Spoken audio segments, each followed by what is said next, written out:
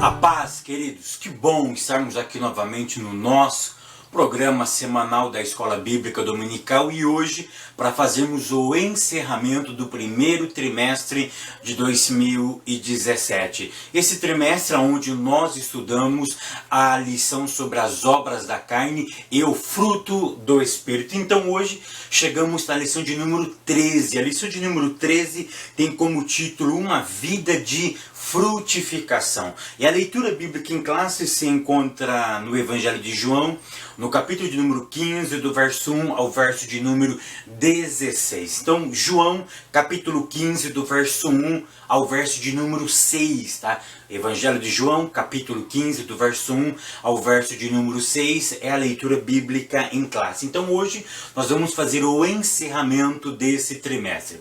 Eu tenho certeza que esse trimestre foi um trimestre onde nós aprendemos, onde nós revisamos conceitos, nós relembramos alguns conceitos que por algum motivo ao longo da caminhada nós viemos a nos esquecer. Eu tenho certeza que foi um trimestre assim extraordinário, onde eu particularmente aprendi, eu cresci na graça e cresci no conhecimento. Algumas coisas que eu não sabia, eu aprendi com esse trimestre. Eu tenho certeza que vocês, professores, professoras, foram da mesma forma. Também juntos nós aprendemos um pouquinho mais na obra de Deus, no conhecimento de Deus. Mas o que eu quero trazer logo na introdução é o seguinte: o que nós vamos fazer com todo este conhecimento que nós adquirimos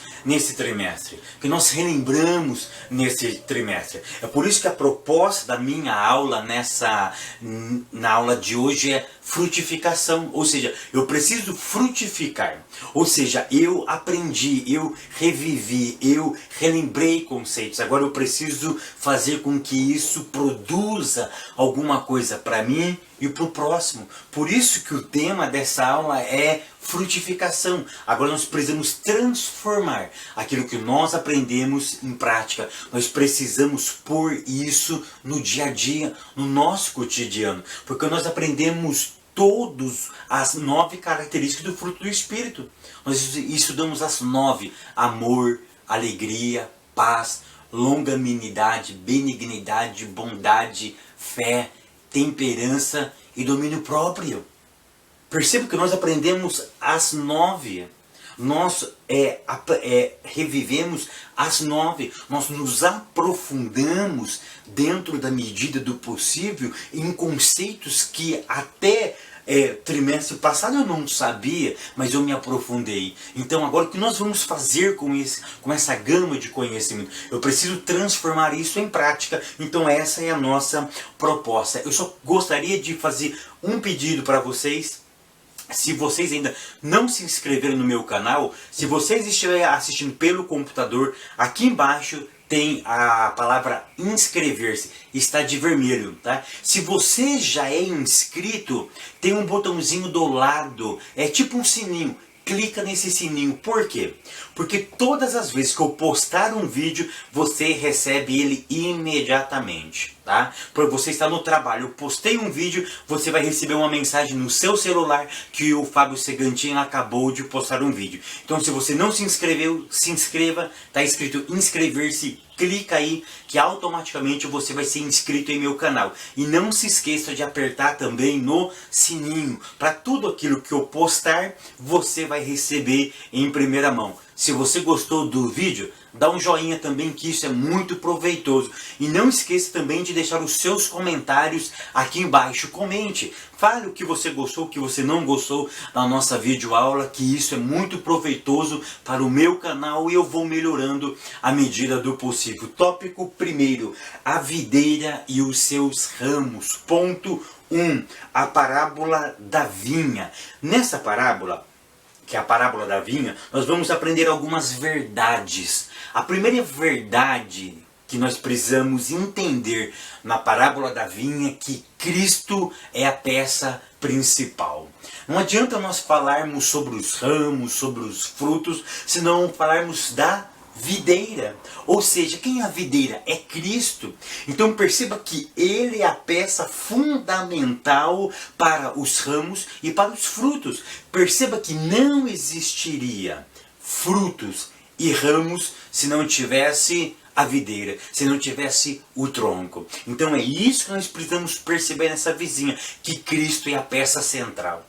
É por isso que o tema das nossas mensagens deve ser quem? Cristo. Não deve ser o ramo e nem o fruto do ramo, mas deve ser quem? Cristo, a essência do ramo e do fruto. Os louvores, quem deve ser a essência do louvor? Cristo. E não o egocentrismo, não as minhas proezas, ou os meus fracassos, ou as minhas derrotas, ou as minhas vitórias. Mas deve ser quem? Cristo. Então leve isso para a classe. Mostra que Cristo é a peça central da nossa vida. João 14, verso 6 diz: eu sou, Cristo disse, o caminho, a verdade e a vida. Ou seja, Ele é o centro, Ele é o guia, Ele é a essência da vida cristã. Um segundo ponto que eu preciso entender nessa parábola, que nós, que somos seus discípulos, só temos vida se estamos ligados nele. Então perceba que até a nossa vida, ela não nos pertence, ela foi nos facultada. Ela foi nos doada, ela foi nos presenteada, ou seja, a vida que eu, que vocês, que os seus alunos, que os nossos alunos possuem em Cristo, é uma vida que Ele nos doou. Porque Paulo vai nos dizer lá em Efésios que nós estávamos mortos em pecado e em delitos. Então se nós estávamos mortos, nós não tinha vida. E morto não consegue ter ação. Morto não consegue executar alguma coisa. É por isso que Ele precisou nos dar a vida, para que nós andássemos nela. Perceba que Ele precisou dar o início, dar o start. Ele iniciou a nossa vida. Eu preciso conservar essa vida, observando a santa e bendita palavra de Deus. Então tudo que eu faço, tudo o que eu realizo é graças à vida que Ele me deu. E se não estiver ligado nele, na videira verdadeira, nós não teremos vida. Tira, nós que somos ramos, quebra o ramo, tira ele da raiz, do tronco, perde a vida. Não tem mais vida, não tem mais essência, porque a vida depende do tronco. Tá? A terceira ideia que eu preciso entender é que o fruto, quem dá, somos nós e não ele. Então perceba que o fruto que o ramo vai dar, ou seja, é consequência do ramo estar ligado nele. Eu sei que sozinho eu não consigo produzir nada. Ou seja, eu só produzo porque eu estou ligado nele. Então perceba que quem é que produz o fruto não é a videira em si, mas é o ramo. Mas o ramo só produz fruto porque está ligado nele. Você percebe que entre o fruto e a videira tem que ter o ramo? Se tiver só a videira, não tem fruto. Você percebe porque Deus não precisa de fruto. Cristo não precisa manifestar fruto nenhum. Quem precisa manifestar fruto dignos ainda é o ramo, que somos nós, que estamos ligados nele. Olha que grande profundidade é isso. O ponto de número 2 traz uma outra grande verdade. Qual é? Condição para ser produtivo. Alguns princípios também precisam ser entendidos neste ponto. Primeiro, para darmos fruto temos que estar ligado nele, tá? Essa é uma outra condição. Eu só consigo dar fruto, foi aquilo que nós acabamos de falar, se eu estou ligado nele. Ninguém consegue produzir frutos fora de um relacionamento com Deus. Ah, pastor, vou fazer terapia, vou produzir frutos espirituais? Não. Você pode produzir algo humanístico, algo humanitário, mas espiritual, que Deus aceita, não. Somente um relacionamento com Ele. É isso que nós precisamos entender. Ou seja, as condições para sermos produtivos na vida espiritual têm que estar em conexão com o eterno. O segundo ponto que nós precisamos entender aqui é o seguinte, que ninguém nasce discípulo. Ninguém nasce discípulo. Condições para ser produtivo. Eu preciso desenvolver o meu discipulado. Eu preciso querer ser discípulo. Eu preciso querer estar com ele. Então perceba essa verdade. Ninguém nasce discípulo. Nossa, nasceu um discípulo. Não. Discípulo você se torna, você não nasce. O discípulo precisa ser desenvolvido. Porque o que é discípulo? É alguém que se coloca debaixo da tutela de um mestre para aprender uma arte ou um ofício. Ou seja, você está se dispondo, você está se desprendendo de algumas coisas para aprender algo peculiar que não lhe é inato. Ou seja, você vai aprender uma arte ou um ofício de uma outra pessoa. Então você precisa ter disciplina, humildade, você precisa ter respeito, você precisa ter a ideia de desprendimento. Eu preciso me desprender para aprender com o outro. Humildade, eu preciso ser submisso, reconhecer que eu não sei nada. Tá? Então, como eu consigo, quais são as condições para ser produtivo? Terceira condição nesse ponto, não posso ser neófito. Então perceba o seguinte, eu preciso estar ligado nele, é o primeiro ponto. O segundo ponto, ninguém nasce discípulo, eu aprendo a ser discípulo. E o terceiro ponto, não posso ser neófito. O que é um neófito, Fábio? Neófito, dentro da língua grega, é o recém-plantado.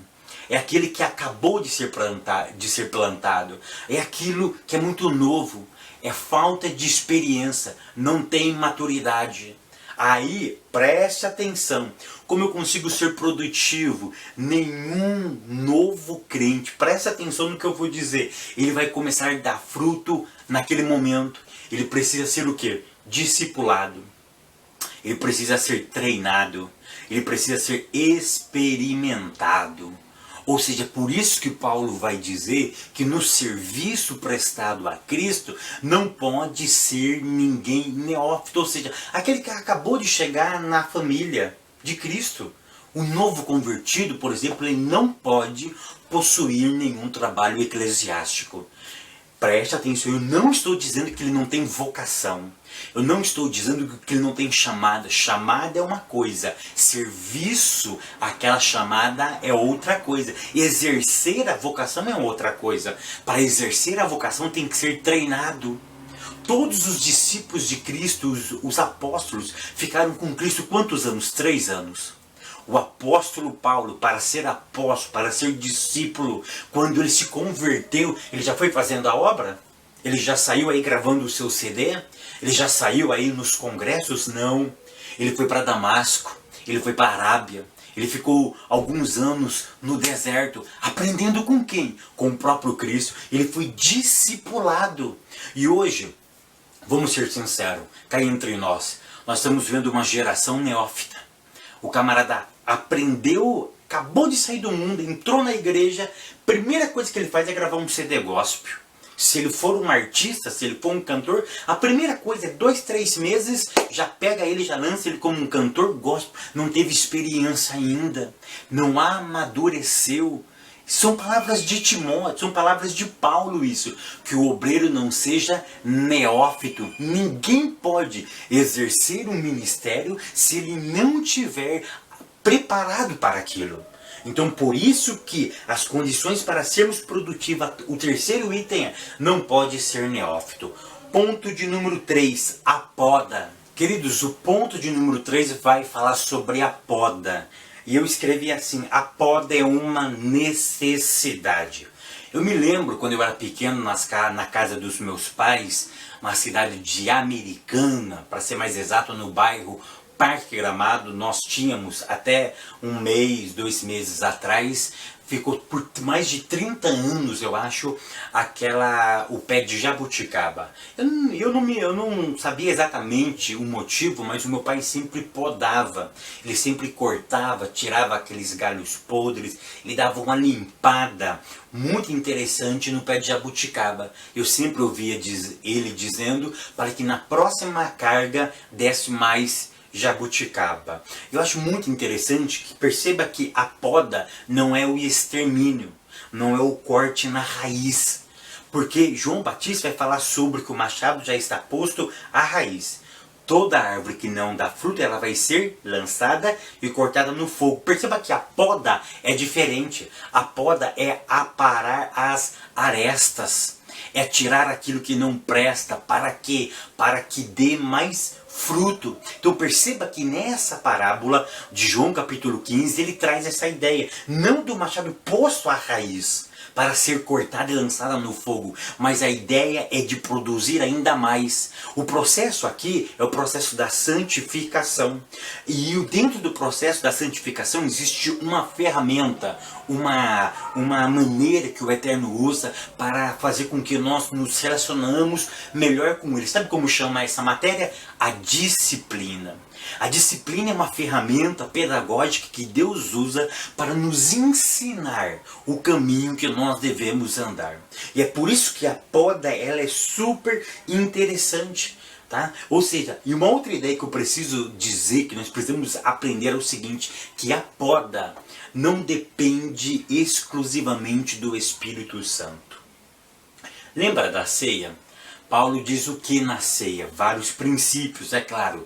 Mas um princípio fundamental Paulo trata na ceia, que é o princípio do homem examinar a si mesmo. Ou seja, o homem dá uma olhadinha para ele mesmo e ver aquilo que ele está fazendo que não agrada a Deus. Porque nós já possuímos a mente de Cristo.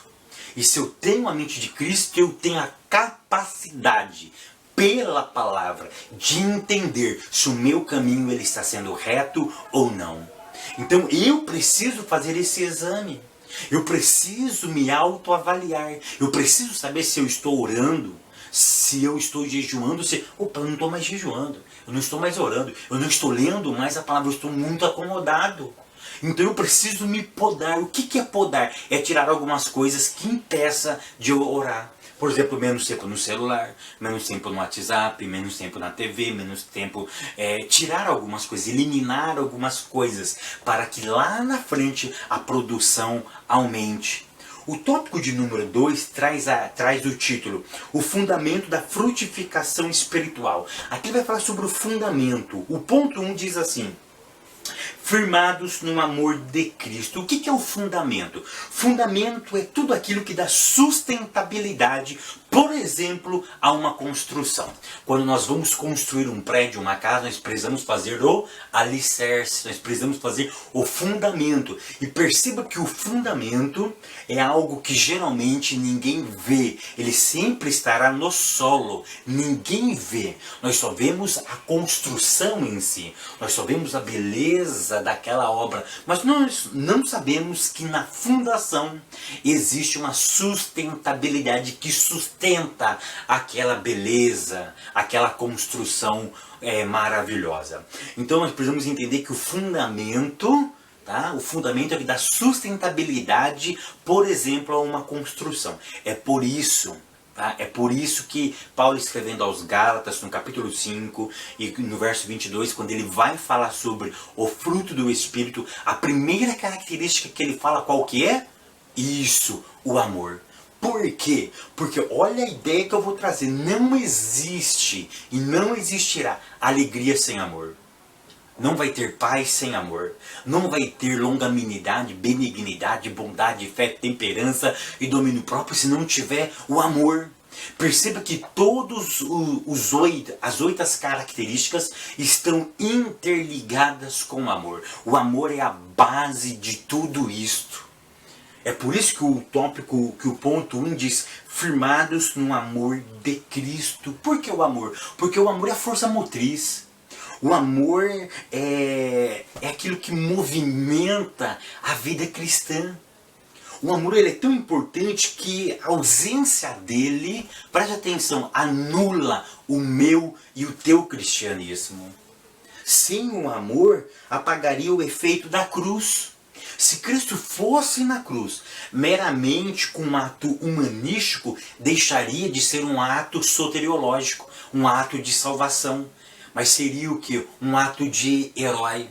seria um mártir. Por isso que ele não é mártir, porque ele foi movido pelo amor. Ele morreu por uma causa, a causa do pecado da humanidade e para satisfazer a glória de Deus. Sem o amor, cada palavra de Cristo seria como se nós jogássemos ela no vento, ela perderia o seu efeito. Então por isso que o amor é a base. Tá? O amor é o que dá a sustentabilidade à obra de Cristo e ao nosso cristianismo. O ponto de número 2 diz assim: por que o amor é a base da frutificação? Olha, nós acabamos de dizer, tá? Qual é a base do nosso cristianismo? É o amor. E por que o amor é a base, então? E eu quero responder essa pergunta lendo um texto bíblico com vocês. E respondendo essa pergunta, João capítulo 13, verso 35 diz assim: nisto conhecerão que sois meus discípulos, se vos amardes uns aos outros. Perceba que o amor é a marca registrada de um discípulo. Eu sei que não é a única, mas é a marca registrada do discípulo. O discípulo precisa ter o amor, porque se ele não amar, tudo aquilo que ele faz perde o nexo, perde a sua razoabilidade. Não adianta eu pregar se não tiver amor. Não adianta eu estar aqui toda semana e não amar. Não adianta eu sair pregando pelo Brasil afora e não amar. Não adianta eu fazer algo para Deus e não amar. Ou seja, a força motriz, a causa da minha vida deve ser o amor. E é por isso que Jesus disse nisto, e ele vai apontar nisto, conhecerão que sois meus discípulos. Ou seja, os meus discípulos serão conhecidos por uma marca, a marca do amor. Então é por isso, porque o amor é a base da frutificação, porque ele é a marca registrada do cristianismo. Sem amor... Então perceba que o amor, ele é tudo na nossa vida. É por isso que o apóstolo João, na sua epístola, ele vai dizer que Deus é amor.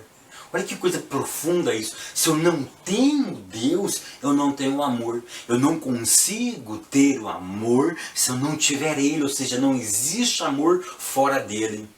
E é por isso que João vai dizer: como que você pode dizer que ama a Deus, que não vê, mas odiar o seu irmão, que você vê ele todo dia? Não tem nexo. Ou seja, você odeia alguém que vê e ama alguém que você não vê. Isso parece não soa, parece que é loucura isso. Parece que não tem sintonia. Eu estou acreditando no invisível, amando o invisível, aquilo que eu não vejo, mas eu odeio aquilo que eu vejo. Então perceba que o amor é a marca do verdadeiro cristão. O ponto de número 3 diz assim: cheios do Espírito e de amor. Aqui eu me lembrei de um texto de Efésios 4, verso 30, que diz: não vos embriagueis com vinho, aonde há contenda, mas enchei-vos do Espírito. É tão interessante que quando eu leio esse texto, nós já refletimos em algum tempo, Efésios 4, verso 30, eu penso em algumas coisas. Olha que interessante. A primeira coisa que eu vou pensar é o seguinte, que esse versículo ele é um versículo para fazer com que a igreja sinta alguma coisa naquele momento, não é verdade? Do que a igreja pula, a igreja grita, a igreja dê glória, a igreja fala em línguas. Isso é muito bom, isso é louvável. Mas perceba que ser cheio do Espírito Santo é levar as cargas um dos outros. Sabia quando você cumpre o que Paulo disse lá em Gálatas, no capítulo 6, verso 2, olha, levando as cargas um dos outros, quando você pega a carga de um outro irmão e toma para si, você está cheio do Espírito. Sim, Senhor. Sabe o que é ser cheio do Espírito? É quando alguém te dá um tapa aqui, você dá a outra face. Dá um outro tapa aqui, meu irmão. Sabe o que é ser cheio do Espírito? É você orar por aqueles que vos perseguem. E não somente orar, mas abençoá-los. Ou seja, é proclamar bênção para eles. Enquanto eles querem que você vê a sua derrota, vê a sua não prosperidade, você está dizendo: oh, Senhor Jesus, abençoa aquele meu irmão. Senhor, cuida dele, cuida da família dele, livra ele do mal, Senhor. Ser cheio do Espírito é amar aquele a quem nos persegue. Ser cheio do Espírito é quando você for orar e mencionar o nome daquela pessoa que não gosta de você. Isso é ser cheio do Espírito Santo. Ponto de número 3, ou tópico de número 3, chamados para frutificar. Ponto 1, revestidos de amor. Nesse ponto eu quero mostrar algumas marcas que o nosso autor faz isso, algumas marcas em algumas áreas da vida. E a primeira área da vida que nós devemos evidenciar o amor é no nosso relacionamento que nós temos com o Eterno. Perceba que o amor ele é para aprofundar o nosso relacionamento. E como que eu demonstro a Deus que eu estou amando Ele verdadeiramente? Como que Deus vai olhar para o Fábio Segantin e vai dizer realmente o Fábio Segantin está mudando a sua vida em relação a mim, motivado pelo amor? O autor nos dá 3 dicas e eu acho essas dicas sensacionais. Eu sei que existem muitas outras, mas essas 3 dicas é a força motriz da vida de um cristão. Oração, jejum e leitura da palavra. Um cristão que não ora, como ele diz que ama a Deus? Ele não ora. Por que não ora? Mas claro, o meio mais eficaz e o único meio que você tem para se comunicar com Deus é através da sua oração. Pode ser verbalizada ou pode ser no pensamento. Então perceba, se eu não verbalizo e se eu não me comunico com Deus com a minha mente, como eu amo Ele? Se eu não pratico jejum, por que jejum? Jejum é uma forma exterior para mostrar para mim que eu estou lutando contra o pecado. Eu estou demonstrando fisicamente que eu estou me rompendo com o pecado. Porque o amor fala de rompimento, o amor fala de segregação. Quando eu amo alguma pessoa, eu não faço aquilo que ela não gosta. E o jejum é um dos sinais para mostrar que eu sou oposto ao pecado. E o terceiro item é a leitura da palavra. Eu não consigo entender ainda como uma pessoa diz que ama a Deus. Eu não estou discutindo salvação aqui, pelo amor de Deus. Tá? Salvação é uma outra questão. Mas como uma pessoa diz que ama a Deus, sendo que ele não lê a santa e bendita palavra, ele não medita na palavra pelo menos uma vez por dia, essa pessoa diz que ama a Deus. Então é muito complicado nós entendermos que uma pessoa diz que ama a Deus se não ora no jejum e não lê a santa e bendita palavra de Deus.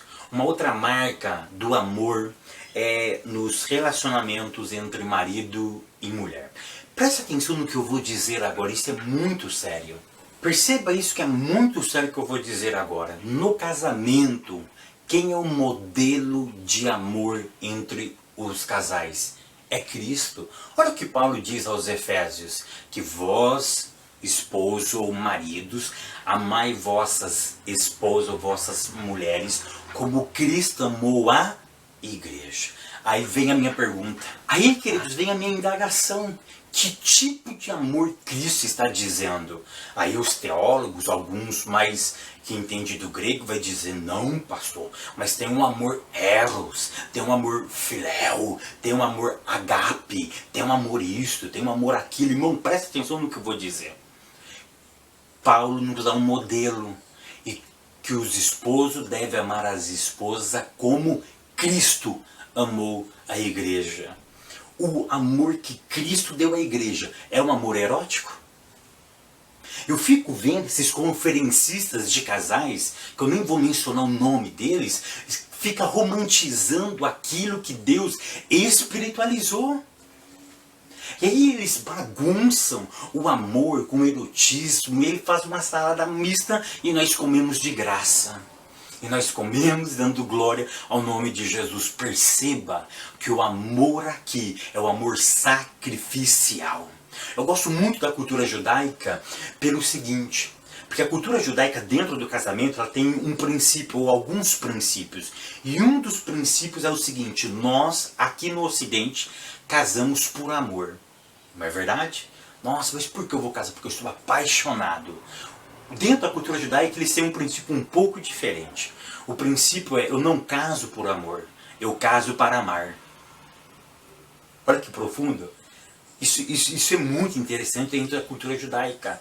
Ou seja, eles entendem o seguinte, que ao longo que eu vou me relacionando com o outro, o meu amor vai aumentando. Eu vou construindo o amor. Eu vou construindo a minha relação de amabilidade. É por isso que Paulo vai dizer, olha maridos, eu quero que vocês olhem para Cristo e tenham Ele como paradigma, ou seja, como Ele se entregou para a igreja. Vocês devem se entregar para as suas esposas, vocês devem protegê-las, vocês devem construir um relacionamento de afetividade, de amabilidade, baseado como Ele amou a igreja. Não, mas vai ter um momento do amor eros. Irmãos, preste atenção no que Paulo disse. O modelo de casamento de amor dentro das Sagradas Escrituras é um modelo de casamento como Cristo amou a igreja.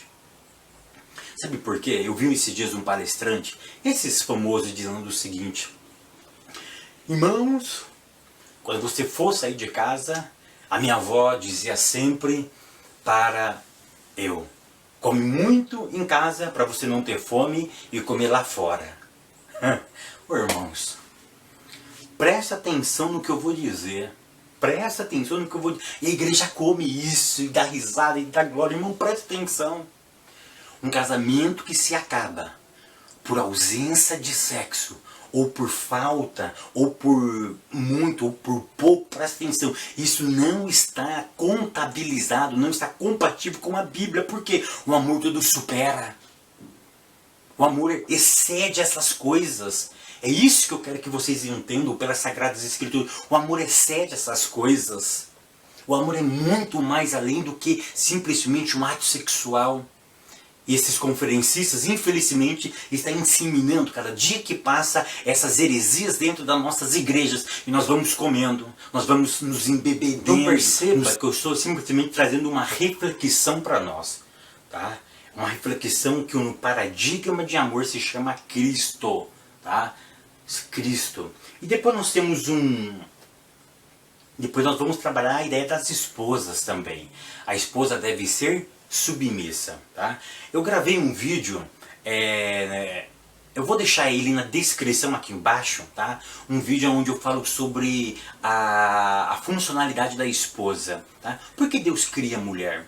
Será que a mulher, a palavra submissa, presta atenção, ou a mulher submissa ou servente é aquela que não tem habilidade? Por isso que o homem precisa dominá-la. Eu vou deixar um vídeo aqui muito interessante que eu fiz algum tempo atrás e foi assim, algo maravilhoso. Muitas pessoas realmente gostaram desse vídeo para que você possa entender o papel da mulher e por que Deus criou e como Deus criou e o motivo que Deus a criou. É muito interessante, tá? E uma outra coisa que eu queria dizer também, que o amor tem que ser relacionado aos filhos, os filhos têm que ser obedientes aos pais, mas eu sei que jovens não estão nos assistindo porque a revista não alcança mais jovens, mas o que eu quero falar também é pais irritantes. Tem pais que irritam os filhos. É tão interessante que nós sempre ouvimos pregações de filhos ser obediente aos vossos pais, mas perceba que em Efésios 6, verso 2, isso é aprofundado. Tá? Em Efésios, no capítulo 6, vai dizer o quê?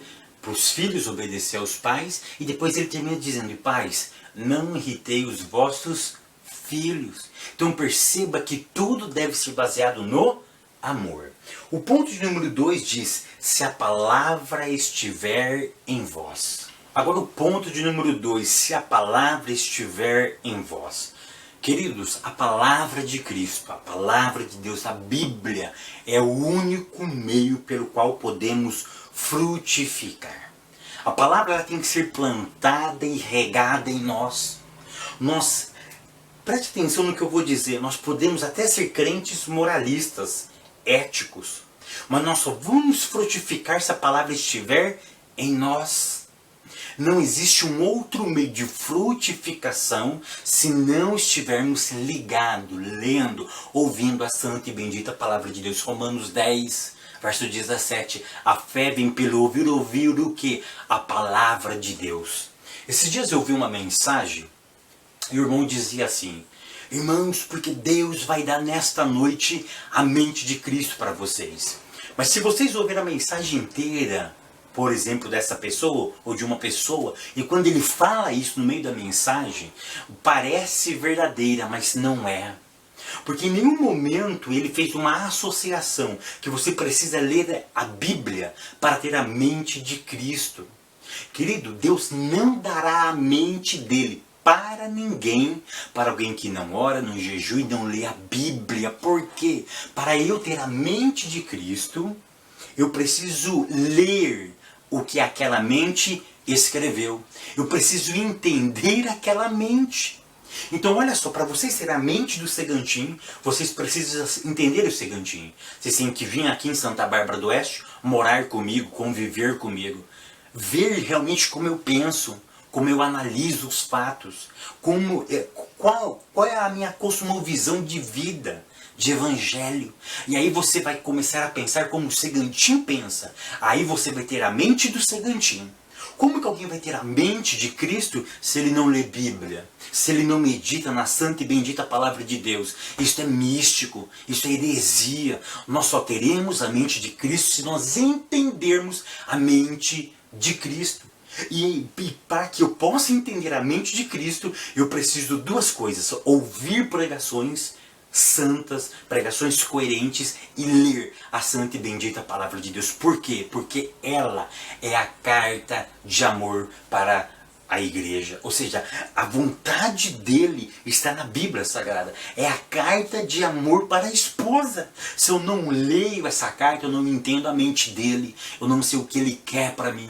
Eu não vou conseguir entender a sua personalidade. Então eu não terei a mente dele. Eu não vou pensar como ele pensa. Ou tentar pensar como ele pensa. Então perceba que a palavra precisa estar em nós. A palavra tem que estar em mim, para que eu possa frutificar. Então perceba quanto miticismo nós temos dentro da igreja. Quantas ideias erradas acerca de Cristo, do Evangelho, nós temos ainda nas nossas pregações. No ponto de número 3, nós temos cumprindo a lei. O amor, ele faz coisas que vocês não têm nem ideia. Quando eu casei, quando eu conheci a minha esposa, Cíntia, eu tinha o cabelinho do lado como tenho hoje. Mas ela não gostava, ela queria que eu penteasse o cabelo para trás, e deu um trabalho. Mas eu penteei o cabelo para trás. Perceba que o amor, às vezes, faz você fazer coisas que você não gosta, mas você faz para agradar o outro ou a outra. Então perceba que o amor faz coisas que você às vezes não quer, mas porque você ama, porque você está envolvido, você faz. Então perceba que Paulo vai dizer de forma muito bem clara: se você ama, você cumpre os mandamentos de Deus. Irmãos, quando eu me converti, eu fazia cada coisa que vocês não têm nem ideia. Mas por quê? Por causa do amor. Eu não vou discutir se é certo ou errado, mas o meu campo aqui em Americana é muito rígido na doutrina. Eu dormia de calça quando me converti. Eu dormia de calça. Eu não assistia televisão, eu não colocava os olhos na televisão. Quando eu colocava, eu tinha sensibilidade que eu tinha pecado. Eu lembro do início da minha conversão, eu fazia coisas que hoje parece loucura. Você imaginou um menino de 16 anos de idade, num domingo, à tarde, um sol de rachar, numa praça pública, lotado de menininhas, de jovens. Eu pegava um microfone e pregava. Uma caixa, ruído, muito ruim, eu pregava. O pessoal passava na rua, as menininhas passavam, eu estava pregando. Eu não queria saber quem estava me olhando. Eu queria pregar o Evangelho, porque eu entendi que a missão da igreja era pregar o Evangelho. Então perceba que o amor faz coisas improváveis. O amor faz coisas que fogem da razão humana. O amor faz coisas inacreditáveis. Esses dias eu vi numa reportagem, um menino caiu num rio, ele não sabia nadar. Ele estava se afogando. A mãe viu isso. Ela pula no rio para tirar o seu filho. Mas sabe qual é a novidade? Ela não sabia nadar. Mas perceba que o amor que ela tinha fez com que ela fizesse coisas improváveis. Ela tirou o menino de lá, mesmo sem saber nadar. Então perceba que o amor faz nós cumprirmos as sagradas escrituras. E hoje eu fico vendo, eu não vou fazer isso, eu não vou... Pessoas ficam questionando. Mas sabe por quê? São pessoas que não amam a Deus como Ele, de toda a sua alma, de todo o seu entendimento. Nós não devotamos a Deus realmente aquilo que Ele é. Então eu vivi e você pode me perguntar, Fábio, você era feliz? Eu era, sou e continuo sendo. Aquela juventude foi uma juventude que eu jamais vou me esquecer. Por quê? Porque eu cumpri as sagradas escrituras. E hoje as pessoas ficam reclamando de tudo e de qualquer coisa. Vai ter evangelíssimo, olha só. Segunda noite, não posso. Terça, não posso. Quarta, quinta, sexta, sábado. Sábado eu não posso, irmão. Sábado é dia de lei, e sábado à noite. E não, é domingo. Sabe que hora que eu fazia evangelismo quando eu me converti? Era domingo, às 2 horas da tarde. E ficava até às 5 na igreja, evangelizando, fazendo a obra de Deus. Mas sabe por quê? O amor faz nós cumprirmos a santa e bendita palavra de Deus. Que o amor de Cristo, Ele realmente possa nos envolver. Eu quero terminar essa aula dizendo o seguinte. Antes disso, eu quero dizer que tudo isso eu fiz com amor, sem peso, sem sentimento e sem obrigatoriedade. Eu fiz isso por espontaneidade, porque eu amo a Deus, ou eu amava Ele. Continuo amando e sempre vou amá-lo. Pode pedir qualquer coisa dentro. Se estiver nas escrituras eu faço. Fabio, tem que guardar o sábado, eu guardo o sábado. Tem que guardar o domingo, eu guardo o domingo. Mas não sei. Eu não sei, irmãos. Se estiver nas escrituras eu vou cumprir. Percebe que eu não preciso questionar, eu tenho que cumprir o que está escrito aqui? Eu quero terminar essa aula dizendo o seguinte, que possamos exibir o amor de Deus que foi derramado em nós. Paulo diz que na salvação, o amor do Pai foi derramado em nós e nós clamamos, Abba Pai, ou Papaizinho. É um ato de carinho, é um ato de relacionamento profundo de amor entre um pai e um filho. Ou seja, que nós possamos realmente cumprir, que nós possamos demonstrar o amor que foi derramado dentro dos nossos corações. Um amor de relacionamento entre nós, o próximo e entre Deus. Que o Eterno continue realmente lhe abençoando. Eu te espero no próximo trimestre, querendo Deus.